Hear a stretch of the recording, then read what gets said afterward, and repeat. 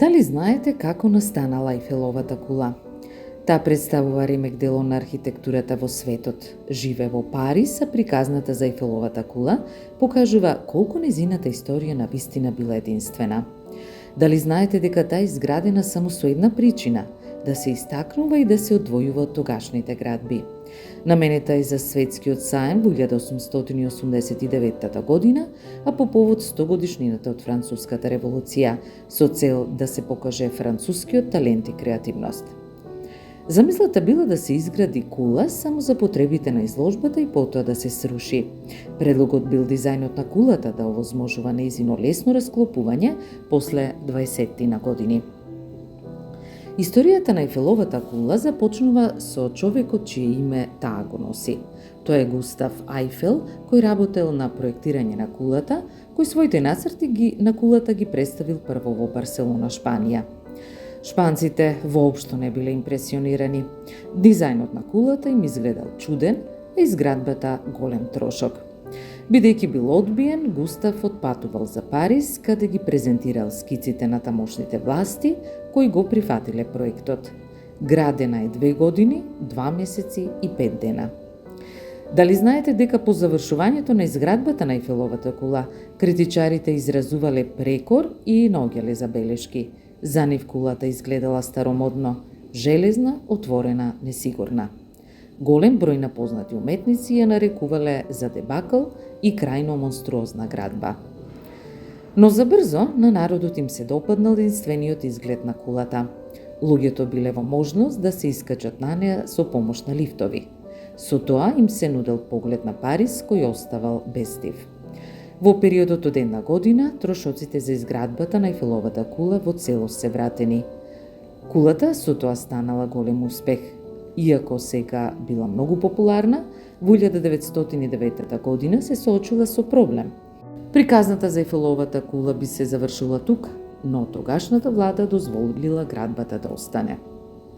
Од тој момент кулата станала и остана славна и препознатлива како символ на земјата и прекрасниот Париз.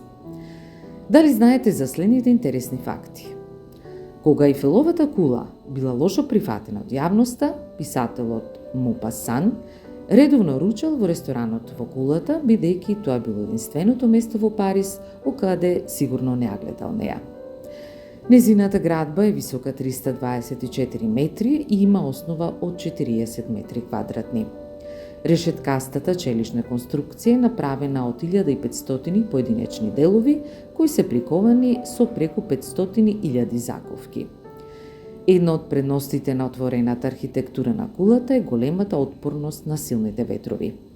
Вкупно 300 работници споиле 18.038 парчиња железо, користејќи 3,5 милиони завртки, а тежи 7.300 тона. Дали знаете дека за време на Втората светска војна, кога Хитлер го посетил Париз, французите намерно ја прекинале струјата и ги пресекле жиците за лифтот, за тој да мора да се качува по скали до врвот, а добил идеја и да ја уништи кулата. Висината на кулата може да варира и до 15 см, зависно од промените во температурата, односно на топлината таа расте за толку и се смалува на ладно време.